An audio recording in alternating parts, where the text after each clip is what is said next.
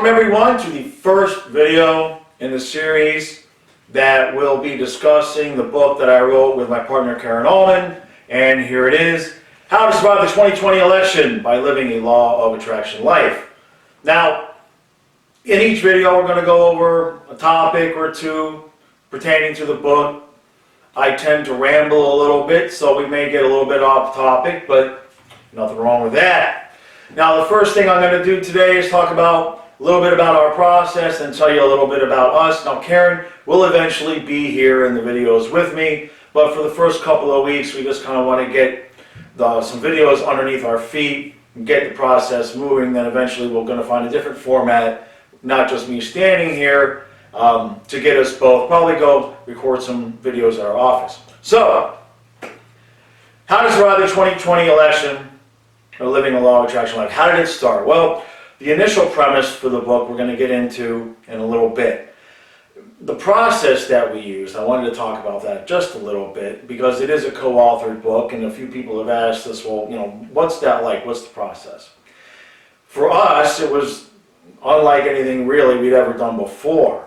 Basically, what would happen is I would go downstairs to my computer and I'd ramble off about 1,200 words. I didn't pay any attention to grammar, spelling, none of that. I just complete download, typed it out as fast as I could, and just spit out what was coming in, and that was it. Usually about 1,200 words in about a half hour. Then I'd bring it upstairs, or I'd send it off to Karen, and basically her job was to take my 1,200 words and close to double it. Usually she'd end up with about 2,000, 2,200 words. She fixed the grammar, fixed the spelling, extrapolate on my points and come up with her own ideas. And then, like I said, we'd end up with about 2,200 words. Then we would sit at night for hours and go over the chapter that we had just written together. And this process, we repeated that process of reading the individual chapters probably about 4 times, maybe 5 times, where we just sat and with each of us had our laptops and we just reread and reread and reread. We're to the point where it got where now when the book has been published, there's probably about 10% that I can remember was my idea, and about 10% that she can remember was her idea, and the rest of it we have no idea who wrote what. And a funny story with that was there were multiple times when she would be reading something back to me and I would say something to the effect of, yeah, I don't like that, I would never say that, and it happened to be something I actually wrote. So that's how intricate the process was. We don't know whose idea was what other than a couple specific things. So like I said, she'll be joining me in videos here within a couple of weeks. So, what the heck does law of attraction have to do with the 2020 election? Well, I kind of wanted to use the 2020 election as an excuse, as a launching point. I talk about that in the book. If you can sort out how to get through the stress that the election is going to bring you, if you can sort that out, you pretty much can handle anything that life is going to throw at you, because this one's going to be stressful. We all know it. And I don't talk a whole lot about politics in the book. It's not about who was elected or what your political views are. It really has nothing to do with that. There's one chapter with about 2 or 3 paragraphs where I talk specifically about what happened in the last election, and it's not to pass judgment on what should have or could have happened, but just a matter of fact of what happened and the reasons why I think it did. So that was the premise for the book, in the sense that if you believe in law of attraction, if you know about law of attraction, then you know, or at least you have faith in the idea, that you cannot manifest a negative. You cannot manifest by not wanting something. So if you sit around all day afraid that something is going to happen, you're going to manifest that thing is going to happen, right? Okay? So you cannot sit around and manifest from a negative position. So if you don't, we use the example in the book. If it's your spouse's night to bring home takeout, and you sit around all day not wanting pizza, you're going to get pizza because you've been focusing on pizza. So, how does that relate to politics? Well, unfortunately, depending on the side of, what party you find yourself or what candidate you might align with, here's the facts. You can't manifest from a negative position. So in politics, what tends to happen, and what happened especially in this last election, is there was significantly more focus on what people did not want than the actual candidates that they did want to win the election. So, again, this will be one of the only times I use specifics, because it's not specifically about each individual candidate. But with Trump's election, and to somewhat of a lesser degree with Obama, there was a significant amount of anxiety and fear directed at what would happen if that person was elected. There was an enormous amount of focus on this person is bad, and this person is bad, and they've done this, and we should not have them, and we should not have them. However, the focus was still on that person. The focus was still on Trump. Rather than the focus being on Clinton or whatever candidate people wanted, there wasn't a lot of positive message saying, I want this, I want this, I want this candidate to win, specifically.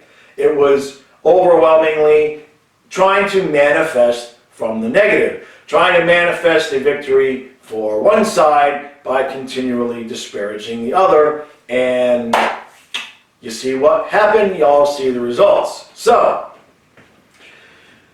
that's how I came to the idea, well, that there's a book in there. There's a book in there because there's lessons to be learned from that, and that's a hard lesson, I'm sure, for some people, if you're honest with yourself and realize, oh, in the past you have manifested things because you were afraid of them.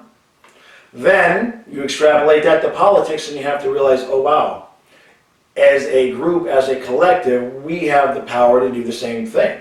And we've seen groups get together before, right, and try to collectively manifest something for good and for positive. And they're talking about what they want to happen, and many times that manifestation comes true. But it's because they were focused on the subject of that manifestation. So if you constantly focus on what you don't want to happen, you're still focused on that thing, and that's what's coming to you.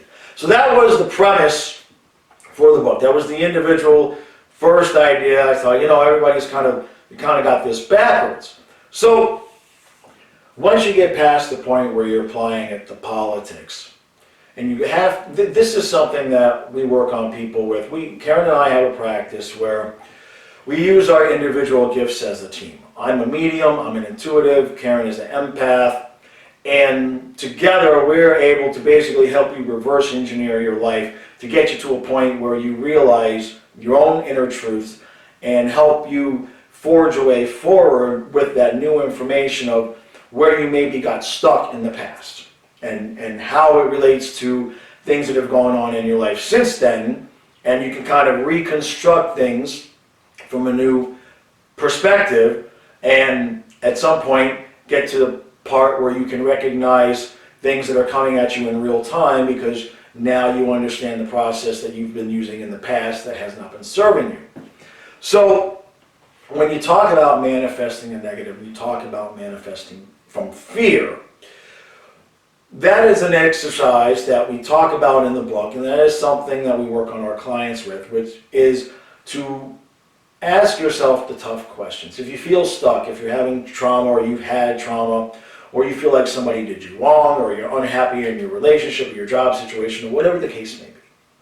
At some point, long ago in the past, there's something that you either did or told yourself that wasn't exactly your inner truth. And that speaks to connecting with your own spirit, connecting with your own guides and your gut instinct. We all have it, and we've all sat around and said, I knew that was going to happen. I knew I shouldn't have done that thing, etc. We've all done it.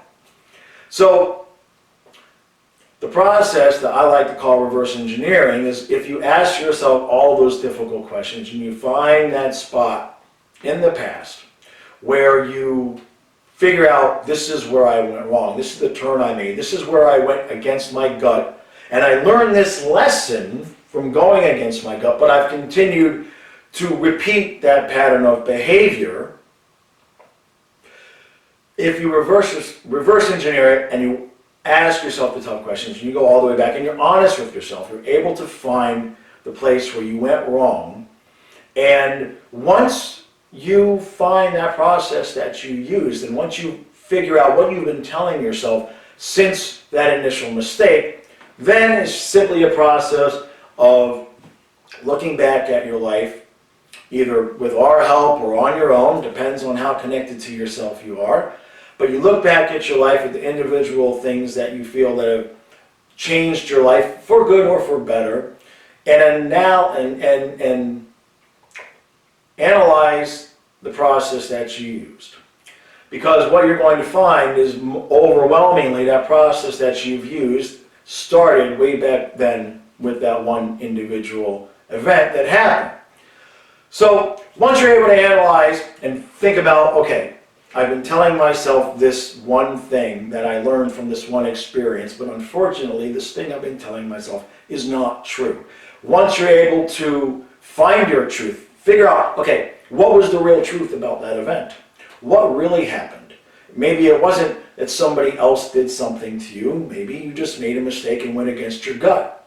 So what you need to do at that point is, as you move forward in your life and you're looking back moving forward, and you look at the things that have happened, you need to learn how to forgive yourself, number one, and recognize where at points in your life when things did go wrong, it was overwhelmingly because you either continued to not follow your truth, you went against your gut, or you continued to use that process in which you were afraid, well, in the past I've done this and bad things have happened, so I'm not going to do this again, or I'm not going to take a chance on this again, whether it be a move or a job or a relationship.